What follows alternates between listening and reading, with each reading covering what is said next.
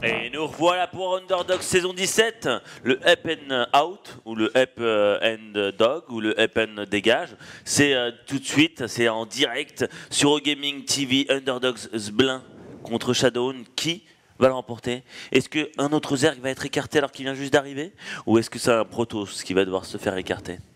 Ouais, là, je pense pour Zblin, le défi commence. Enfin, vraiment maintenant. Je sais pas à quel point il estimait ses chances contre Jason, mais t'arrives, tu te dis bon, je perds, j'ai toujours un filet de secours. Ok, ce up and out, ce up and dégage, comme tu le dis si bien. Maintenant, une fois que t'es dans le filet de secours, voilà, t'as ouvert ton deuxième parachute, faut pas qu'il se trouve, sinon tu te craches. Exactement. Et ça, qu'est-ce que t'en penses, toi, mon petit ponf là? Zblin, Shadowhunds, Zerg, Protoss? Bah, les deux joueurs, je pense, ont la possibilité de gagner. Je leur souhaite un bon vieux GLHF. En plus, en BO1, ça peut vraiment partir dans tous les sens. Comme on disait, n'importe qui en soi peut prendre une game à un bon joueur. Imre a bien réussi à battre. T'as battu. Ah non, tu t'es pris 2-0, Linac? Ouais, non, j'ai pris 2-0 face à Linac. D'accord. J'ai pris une game à Drogo si tu veux. Voilà. Pour l'exemple. Mais c'est faisable, c'est faisable. Il y a The Lou sur le chat qui disait wesh, c'est pas le même niveau que le top monde. Bien sûr, évidemment, c'est un peu. Il disait c'était un peu décevant, nanana. On a l'habitude de voir du top monde, mais c'est bien ça, Underdog, c'est de voir autre chose que le top monde. Du top français, on dit ça, mais il y a quand même Lilbo. Donc, et permettre à des petits joueurs de briller, même si ça brille un petit peu moins que la GSL. En tout cas, ils se font connaître, ils font connaître leur style de jeu et ça leur donne envie, ça peut les motiver, ils peuvent après avoir des feedbacks des gens et tout, plus de likes sur la page Facebook, tout ça, être reconnu dans la rue, signer des autographes, se faire des douches au champagne. Donc voilà, c'est important. Et c'est parti, on est une game qui... Là, une seule petite game. Il doit gagner pour être dans la saison 18, ou sinon, c'est out. Nous avons tout simplement en haut à gauche, en Protoss, nous avons le grand, le petit, ou le magnifique, ou le gros, ou le mince, Shadowhunds, qui est souvent au meltdown. Ouais, c'est ça qui fait partie de cette bande de joueurs de StarCraft d'un talent non négligeable qui squattent le meltdown, tout simplement. Et face à lui, pour la team Mistral Gaming Europe, en zerg rouge, en bas à droite de la map, il s'agit de Zblin. Oh. Ils auraient dû écrire plus petit sur le logo. Je voyais ces pompes qui essayaient de déchiffrer tout à l'heure. Même en étant sur le PC en full zoomé, c'est compliqué. Je me demande, regarde, quand tu regardes le logo, ça représente quoi en fait? Un C à l'envers? Bonne question. Très très bonne question. Ou quelqu'un qui était en train d'essayer de faire un arbre et il a éternué?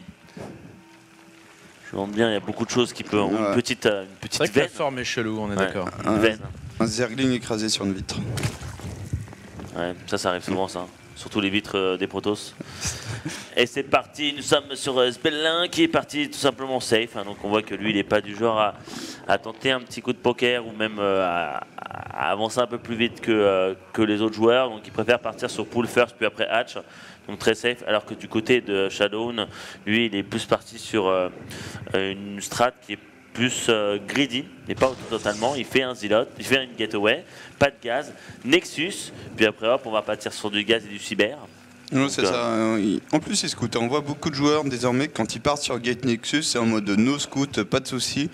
Je dois pouvoir tout contrer, même en n'ayant pas l'info. Shadowhunds qui décide de la prendre, et du coup, voilà, de jouer safe. Les deux joueurs qui n'ont pas envie de se faire avoir sur une prise de risque totalement incontrôlable de leur adversaire et qui du coup montrent des petites envies quand même, je pense. Déjà de jouer une macro game quand tu pars sur ce genre de build order. Oh oui, très macro. Donc qu'est-ce que tu en penses toi? Shadowhunds va partir sur du cheese encore? En fait, c'est marrant, c'est que toujours les joueurs dans les Underdogs, on voit toujours des typiques qui sont toujours les mêmes. Et ça, le souci, souvent pour les joueurs, c'est que quand un adversaire est toujours cheesy, il est lu d'avance, tu vois. Donc là, Shadowhunds, on sait que c'est du genre Jason, Noctis, des mecs qui jouent très agressifs, très cheesy.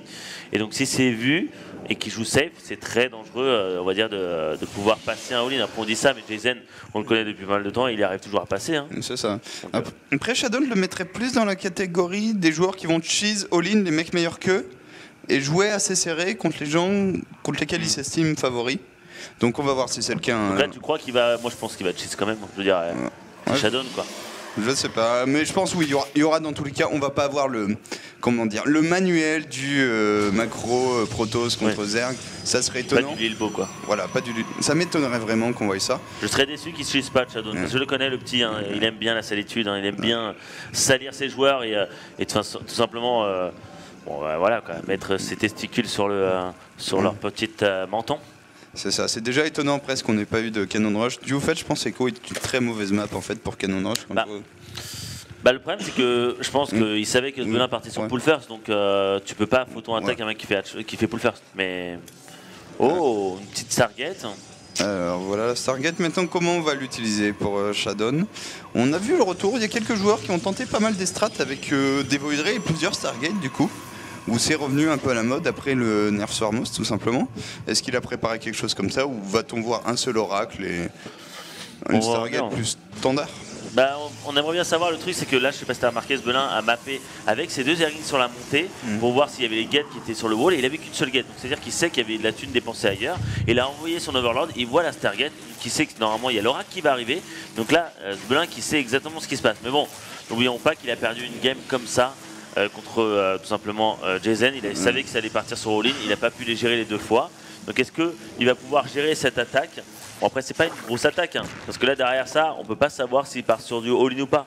Il sait que c'est Oracle, donc il a besoin de balancer une Spore dans chaque base, une Queen dans chaque base et tout simplement attendre tranquillement. Le souci c'est qu'il a besoin de mapper le après Oracle.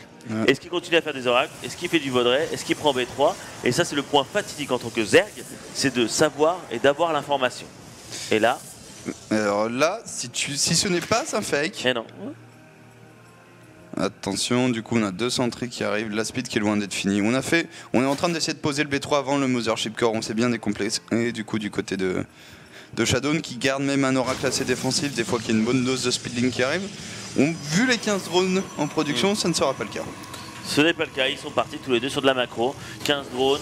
La force, le Vaudray pour défendre, parce que c'est bien d'avoir un Vaudray pour essayer de défendre la B3 assez tôt, parce qu'il a quoi, il y a 2-3 sentries.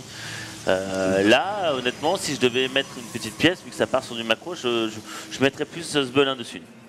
Je suis d'accord. Sbelin qui va jouer dans la zone en fait dans laquelle il est habitué de jouer. Là où on a un Shadow qui, une fois qu'il prend sa B3, c'est moins sa zone de confort tout simplement. Quand tu fais beaucoup de all-in, tu es beaucoup plus capable de contrôler une armée aux alentours des 80-100 de pop qu'une armée à 200 de population que tu as moins souvent tout simplement. Par contre, on part du coup. Alors Laura qui vous pose juste une révélation. Il part double Stargate, hein. Ouh là là, ça va faire beaucoup d'aériens avec quand même du getaway. Est-ce qu'il va faire une troisième? Souvent les protos aiment bien partir sur triple Stargate. Bon là, il fait en plus l'upgrade de l'aérien. Intéressant sur quoi il veut partir. Par contre, c'est tout scouté. Et ça, c'est énorme hein, pour Sbelin qui du coup va pouvoir jouer une macro game où en plus il sait ce que son adversaire est en train de faire. Attention, toutes les probes. Hop là, c'est fait. On a remis son économie en ordre. Double Voidray.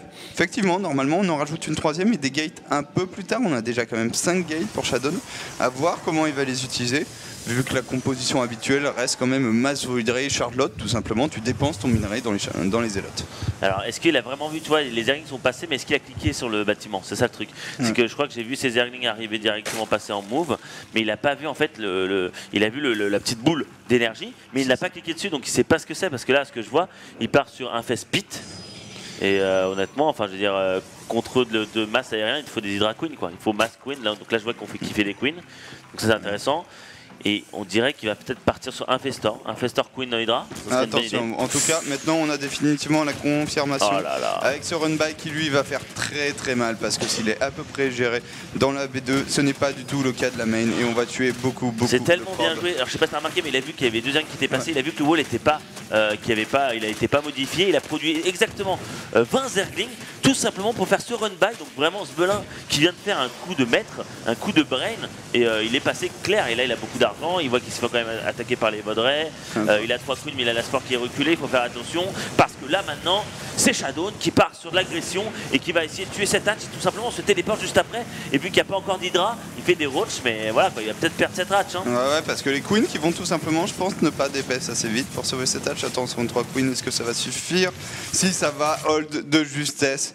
pour Sbelin qui a quand même perdu une B4 qui était ici, on est revenu, mais ce coup-ci le wall a été complété par Shadon. Ouais, mais combien de probes il a perdu? Il en a perdu quand même quelques-unes, non? 14. Voilà, 14 probes, mais il est passé à 57 probes, donc c'est pas non plus si bas que ça. Et là il a produit des roaches, donc des roaches sûrement pour essayer d'attaquer sur les îlots qui vont être produits, mais là il a ce qu'il a besoin, c'est beaucoup de queens, des infestors. J'aurais bien aimé avoir des hydras, hein, parce que hydra c'est très bien pour le DPS, et voilà quoi, genre beaucoup de queens hors creep, je suis désolé, mais il va mettre beaucoup de temps à aller de l'autre côté de la map. Hein. Ouais, surtout que là, cette B3 elle est en train d'être posée alors qu'on a des Void Ray juste à côté. On a tout simplement pris l'information et là c'est une destruction instantanée. Hein. Si Void Ray ça ne pardonne pas, on cancel, ce qui est bien fait de la part de Sbelin. Qui perd pas tout son argent, qui en perd juste 25% de son argent. Les hydras qui sont enfin quand même balancés. Très important de partir sur Mass Queen. Hydra, Infestor, ça contre complètement l'aérien. Mais attention, il est toujours sur 3 bases, son adversaire est sur 3 bases. Il ne faut pas qu'il reste sur le même nombre de bases que son adversaire. Parce que tout le monde sait que le Zerg a toujours besoin d'une base de plus. Ouais, là, il va avoir du mal à prendre une base, hein, parce que celle-là, elle va être snipée à nouveau. Va falloir qu'il soit réactif. Oh là là, ça descend tellement vite. Pas de cancel ce coup-ci. Et même cette B4, le problème, c'est qu'en fait, les Void Ray, tant qu'ils restent dans ce genre d'espace mort, où les unités terrestres ne peuvent pas venir, tu es juste menacé. Et même là, une base, s'il n'y a pas ces infestateurs, 6 ou 7 Void Ray, c'est pas une sport qui va les retenir. Ouais, il a besoin de faire 3-4 sports tout simplement pour gagner du temps, avancer son creep sur sa B1, sa B2, B3, B4 pour bien avancer avec ses queens et ses draps pour aller beaucoup plus rapide. Attention, les fungles. Oh, énorme fungle. Se téléporte. Recall. Instantané. Bon recall. Et là, ce qu'il devrait faire, c'est de balancer 3-4 sports dans chaque base pour tout simplement gagner du temps et le rendre fou. Et là, voilà, là, il se fait attaquer pour cette base, mais bon, il va pouvoir réussir à la défendre parce qu'il n'y a qu'un seul Void Ray. Ce Void Ray qui va être pris à partie et qui va mourir rapidement. Ouais.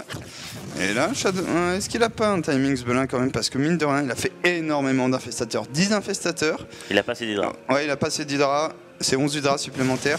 Mais les infestateurs qui comptent pour l'instant toute la composition de Shadon, que ça soit les zélotes, tu les immobilises loin de tes hydralisques, ou les Void Ray pour qu'ils puissent se faire tapoter par les mêmes hydras. Dans tous les cas, les infestateurs sont vraiment l'unité qui te permet de forcer des fights en fait. Oui, clairement. Là, il a besoin d'avoir le map contre Sbelin. Là, les Zerglings qui ont été... Qui a vu? Est-ce qu'il a vu? Oui, il a réussi à le voir, donc il va devoir pouvoir défendre en haut à droite. Il a juste besoin, et j'aurais bien... Ouais, il y va. Attention. Oh là, est-ce qu'il va tomber tellement rapidement? Il doit faire transfuse.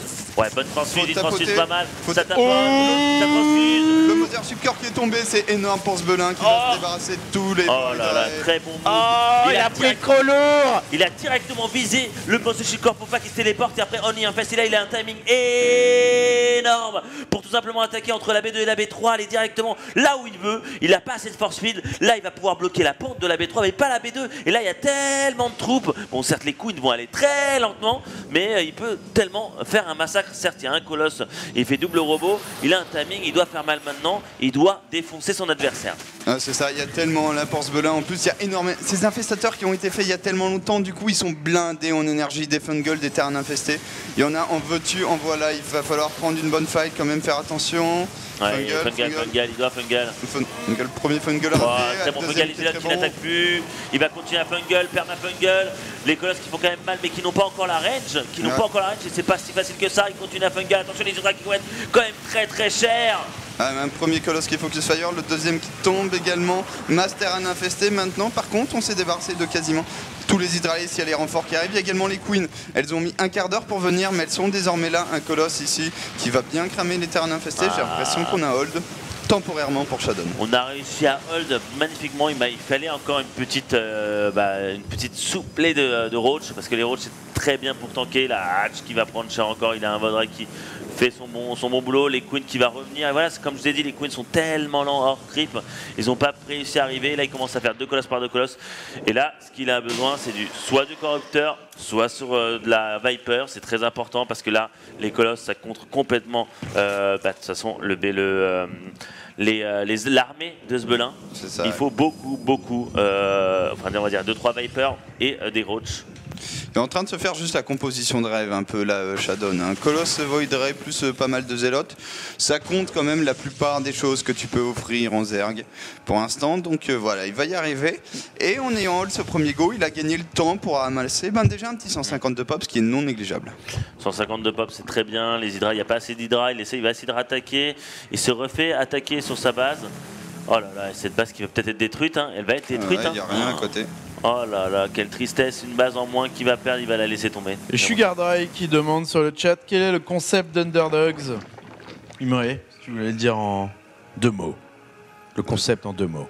Savoir quel est le meilleur français, enfin francophone désormais, parmi tous ceux qui acceptent de participer à Underdog. Savoir aussi qui va arriver à tabasser Lilbo, par exemple. Très bonne question dans cette saison.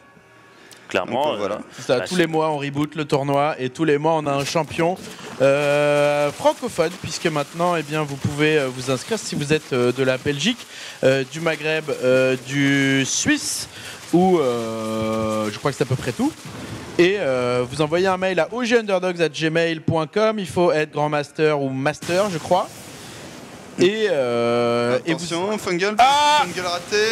Et vous mettez sur la gueule, effectivement, le challenge c'est de péter Lilbo. Attention, quand même, il est en train de perdre très lourd là, l'ami de Sbelin. Ils font tellement mal, il attaque avant les Vipers alors qu'il a sa règle. Je pense pas que ça soit une très bonne idée de la part de Sbelin qui s'est complètement empalé. Oh là là Il est en train là de là. tout perdre alors qu'il avait la hype. Il avait juste besoin de ses Vipers pour prendre tous ses colosses et après il aurait pu faire la différence. Là, ça va être dur parce qu'il a quand même perdu tellement toute sa pop. Il a 132 pop contre 69. Il a pris trop Shadow qui lourd. vient de rouler sur Sbelin. Il s'est mis en boule et il a tout simplement tombé. Ouais, c'est ça, Sbelin qui s'est complètement empalé, un l'anti-timing juste avant que ta technologie arrive. Et on parlait de cette compo de rêve, bah maintenant elle a 180 de pop Shadow, hein, et ça c'est 180 de pop.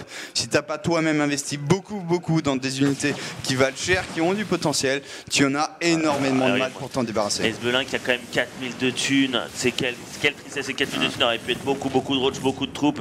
Et là il produit beaucoup de zergling, je ne suis pas, c'est une très bonne idée alors qu'il y a le plus 3 d'attaque, ça va tout shot, il va se faire tout shot et tout.